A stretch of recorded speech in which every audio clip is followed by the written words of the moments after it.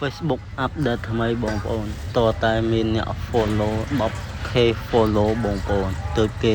ទម្លាក់បេតុងឲ្យយើងរកលុយអញ្ចឹងហើយបងប្អូនដៃថ្មីដៃចាស់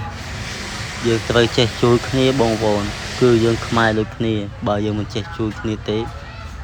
មិនដឹងអ្នកណាមកជួយយើងទេបងប្អូនអញ្ចឹងហើយបើឃើញវីដេអូគ្នាយើងអស់ឃើញហើយយើងកុំរំលងអីបងប្អូនយើងគួរតែចុចចូលទៅលេងផ្ទះបងប្អូនយើងឲ្យបានគ្រប់គ្នាបងប្អូន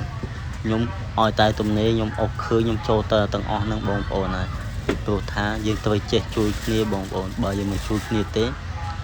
ក៏វាអត់ងាយជោគជ័យទេបងប្អូនតស៊ូបងប្អូនគេធ្វើបានយើងក៏ធ្វើបានដែរគ្រាន់តែមុនហើយនឹងក្រោយប៉ុណ្្នឹងឯងបងប្អូនអញ្ចឹងហើយយើងកុំចោះចាញ់អីព្យាយាមធ្វើទៀតទៅបងប្អូនយើងកុំគិតច្រើនពេកអីពេលណាគឺពេលនោះទៅយើងដឹងតែធ្វើទៅបងប្អូនទុកឲ្យពេលវេលាជាអ្នកកំណត់ទៅយើងខំ